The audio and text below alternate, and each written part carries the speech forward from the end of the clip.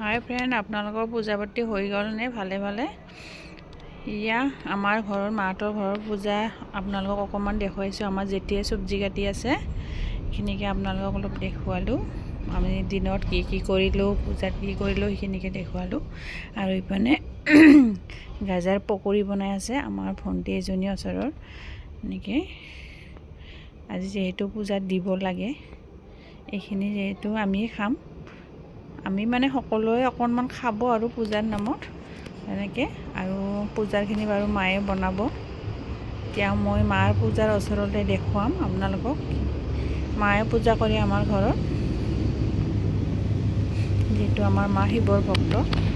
এইভাগেও মা আমাৰ পূজাৰ মন্দিৰত সোমাইছে, এতিয়া আৰম্ভ কৰিব। আৰু ওচৰৰ মানুহ আহিছে বহুত পূজাত নৈবাত দিবলৈ। আমাৰ মন্দিৰত নৈবাত দিয়ে বহুত মানুহে, সেইটো কাৰণে সিহঁতে ৰৈ আছে এয়া ল'বৰ কাৰণে।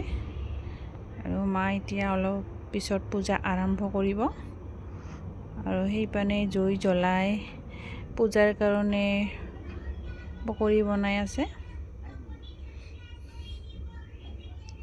যিহেতু নিৰামিষ বাচনত বনাব লাগে, সেইটো কাৰণে মাটিৰ বাচনত বনাই আছে। ওচৰৰ ভাইটিজনে মাক সহায় কৰিছে, যিহেতু পূজাত বহুত কাম অকলে কৰিব নোৱাৰে, এজন হেল্প কৰা মানুহ লাগে।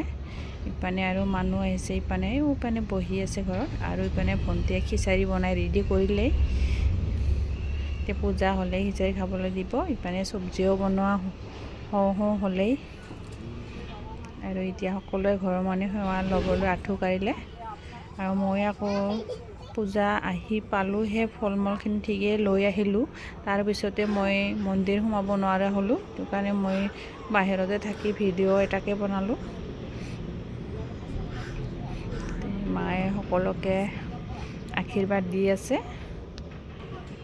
আৰু এনেকৈ মই আপোনালোকক অকণমান দেখুৱালোঁ পূজাখিনি। সকলো ঘৰৰখিনিয়ে ল'লে, মইহে নোৱাৰিলোঁ, বহুত বেয়া লাগিলে।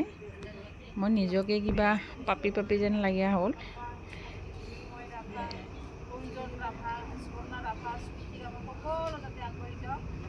আমাৰ মাইনাই পূজাতে লট্টপটৰ কৰি আছে।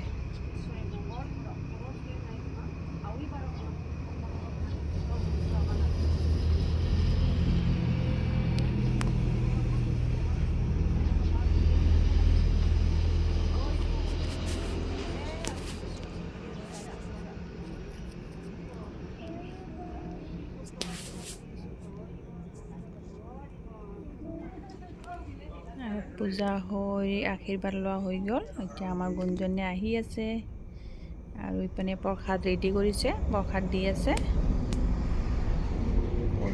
পূজাৰ প্ৰসাদ খাবলৈ মোৰ বহুত ভাল লাগে।